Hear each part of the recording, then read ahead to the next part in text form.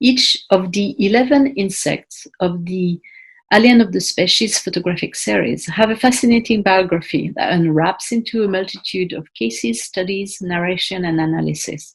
Alien of the Species project draws on interfaces, assemblages, and attunements and explore various couplings of insect with human, territories, technology, and art. And here's the plan I'm going to follow. And first, insects as an historical, artistic, and thinking trope.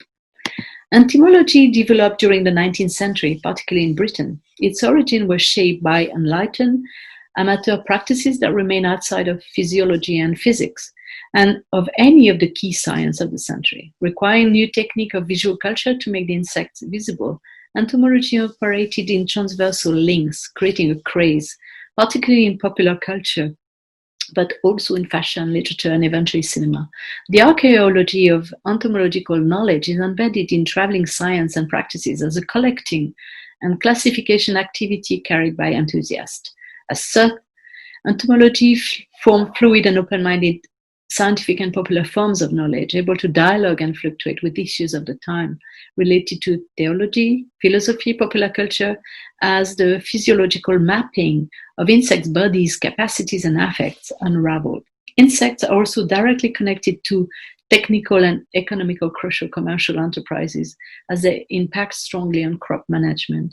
Early developments of entomology underline how the discipline operated as a unique and dominant means to think about nature, humans, and social organization.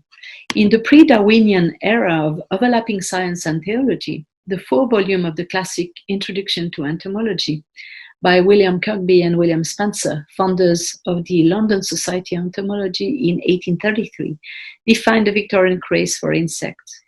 Though through the theme of exploration and taxonomy, entomology became a perfect paradigm for the general discourse of natural history and colonialism.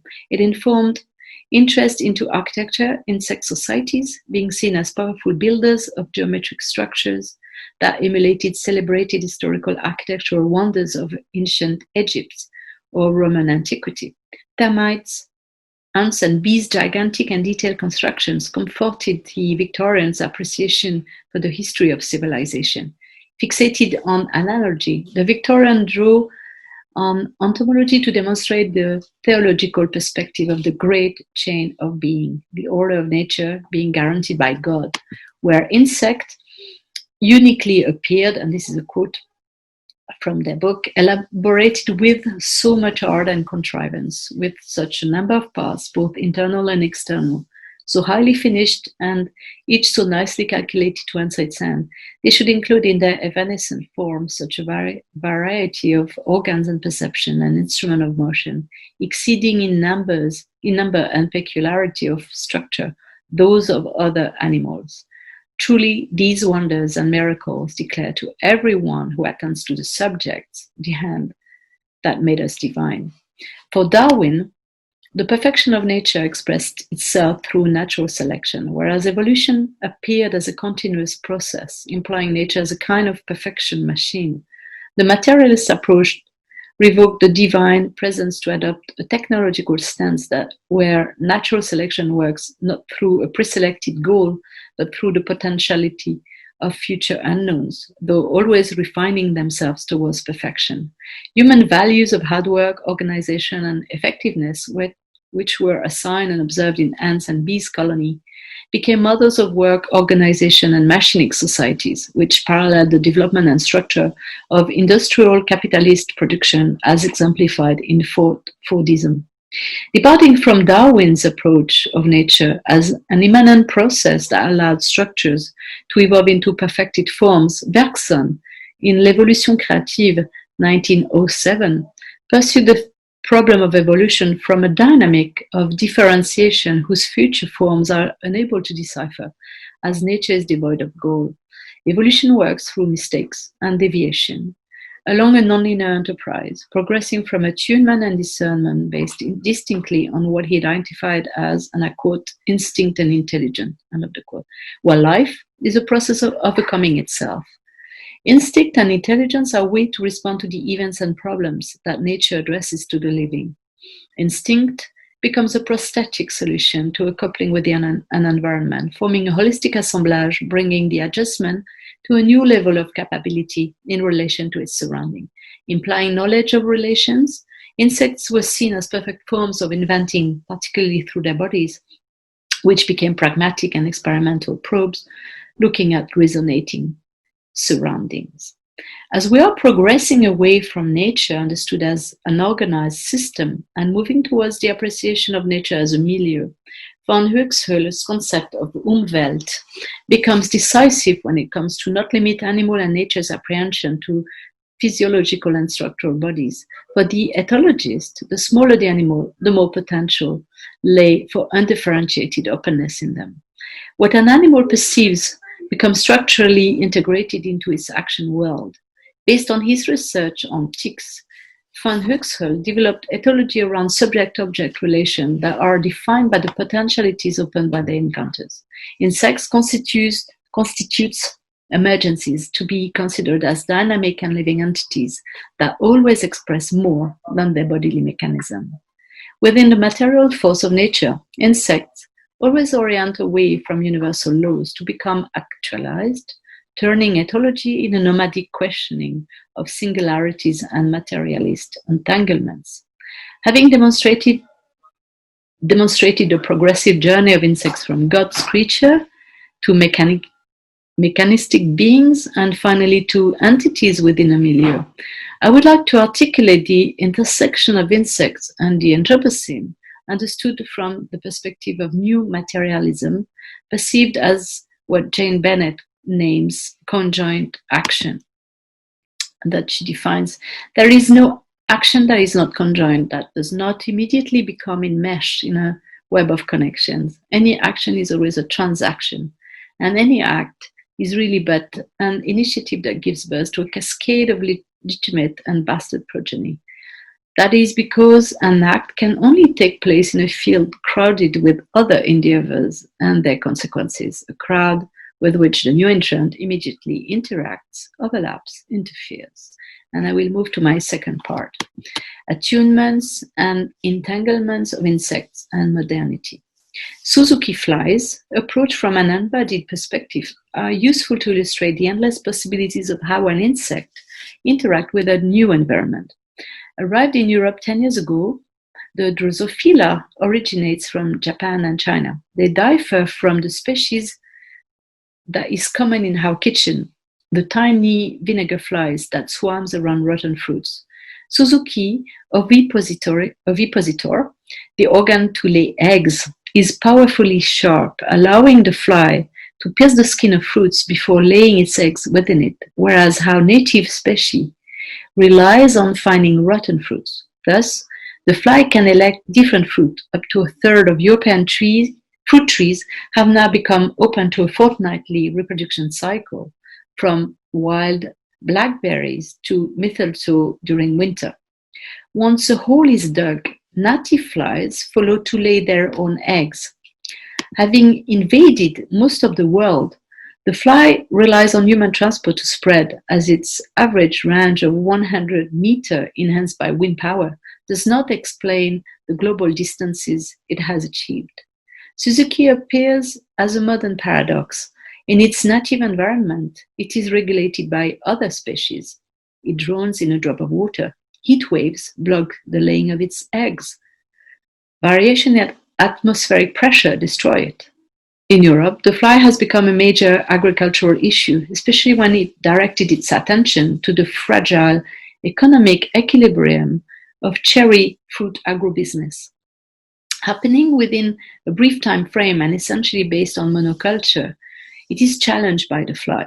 Devastation has forced the radical destruction of cherry trees in order to prevent future spreading the next season. The fly, when it encountered an agricultural economical model driven by low labor cost and high productivity, clearly demonstrated the unsustainable trade of the cherry production that can be totally eradicated by a single insect. When asked about solutions, Simon Felloux, the Montpellier-based INRA entomologist, came with a straight answer that fell short of the pessimism often encountered. when meeting invasive insect specialists. I quote him, "It is impossible to contain locally, as all is interdependent between producers and habitats, forest and cultivated fields. We need forest, though this is where the flies reproduce. We need edges, though Suzuki uses blackberry to lay eggs. Technological production is non-operative. Pesticides are out of fashion. We are left with the human." The fly forces to necessarily rethink her anti-agro-industry system. Fellow explained that human surveillance can prevent the destruction of both fruits and trees. Small agencies can have accumulative effects. Here, the heterogeneous assemblage has not single locus, no mastermind, but is distributed across a swarm of possibilities. Suzuki tells us to strategically and willingly become part of the entanglement of invasive insects, agribusiness, and human labor. It addresses a question: how much do we value the taste of a cherry? Importantly, how do we price attention and care? It can take the detour of the Asiatic hornet to rethink as a paradigmatic example of many invasive insects questions of sovereignty, life, organization that are essential to our current articulation of politics, technology, and territory. Having become in a very short time one of the most hated insects in Europe, the hornet offers an interesting set of assemblage with humans. The rapidly evolving situation of invasive insects calls for a rethinking of relation with nature, which is not removed, abstractly constructed, and amendable, but a continuous porous interrelation, where the imbalanced evolution of insects' current mass extension coexists with the arrival and survival of new invasive species, which come to define the insect Anthropocene. Asiatic hornets spread from a single female specimen hidden in a ceramic pot, which boarded a shipment from China to Bordeaux, where it finally arrived in 2004. The pots were sent to a garden shop in the Lot-et-Garonne, where the first insect spotting happened in Nérac in 2005. DNA matching provided proof that one foundling female is responsible for the following dissemination, not just in France, but also in Portugal and Spain. Sturdier and more aggressive, the Asiatic hornet elects urban spaces, building nests nearby car parks, supermarkets, urban habitats. Omnivorous, it has grown accustomed to feed from human waste and to colonize broader territories, endangering bees and consequently affecting pollination. As an hyperbolic insect, such creatures inhabit popular culture and science fiction movies. The Asiatic hornet demonstrates how imagination, fear, and emotion can shape themselves in intensities within an insect. And I'll move to my third and last part, invasive insects informing our contemporary time. Biowars are a line on strategical war tactics, as a growing number of insects are used as machinic tools to regulate agribusiness issues and becoming regulators, whereas pesticides are progressively eased out of agricultural practices. In that sense, insects' biopower are also becoming part of the green ecology discourse. Kazakh parasitoids wasps are a great example of scientific research being developed to its limits. Progressively, the modern urban human self has been removed from nature. The distance has now encoded itself into the figure of nature, dominantly conceived as an abstract environment. The distance is also encoded in the relation between human and insect and animal in general, allowing for an instrumentality of animals in industrial developments. Mastrus ridens, native from Kazakhstan, has since the summer of 2018 become a weapon insect after it was introduced in the Drôme region in France to sort out apple tree parasites. Unlike the insects shown earlier, Mastrus ridens was introduced voluntarily in an existing ecosystem, mirroring and looping back the scenario of invasive insects. And this is what Xavier Fauvergue from Nice Antipolis INRA laboratory developed from a concept called the enemy release hypothesis. And he uses this enemy release hypothesis as a strategy. When scientists go back to the native ecosystem of an invasive to search for its natural predators. For centuries, Apple trees are victim to a parasite named Cyndia pomonella. Apple tree cuddling moths. I mean, this is not the parasite. This is the wasp. The apple tree cuddling moths, whose larvae develop in fruit. The Kazakh wasp here operates between a predator and a parasite. It kills its host, in which it lays its eggs, and in its pre-imago stage feeds and grows from it.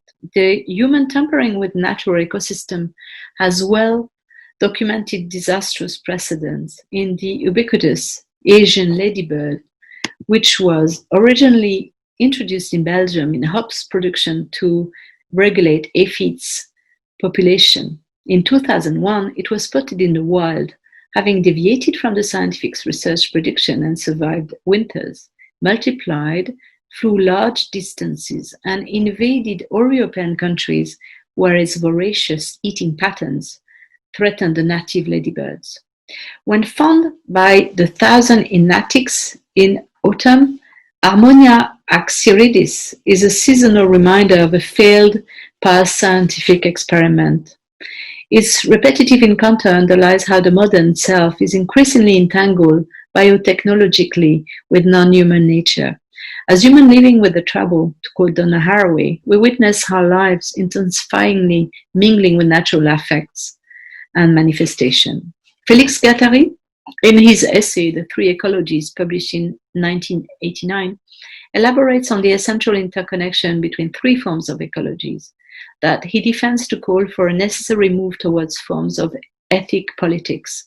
Ecosophy binds together three registers, that of the environment, social relation, and human psyche, for which new paradigms, new references and metaphors need to be transversality constructed to overcome the distinction between subject and object within human-nature relations. As the Anthropocene works at decentering, demultiplying antagonism, deterritoriating in a single move human psyche, nature and human social interactions, Guattari decries management of resource in favor of a change in culture psyche formation, a way to think transversally the three in one. As more effect of global warming, climate change, mass population movement, and trade aggravate condition of living on Earth, when accelerated forms of disruption and violence thrash through ecosystem damaged by techno-industrial practices, insects can inform our thinking of modernity. Getting close to them in the process of the photographic project Alien of the Species allowed for a space of creativity and thinking that invites more encounters with the alien nature and agency of the insect world and the complex and conflicting relation we have with them. And thank you very much for having listened to this paper.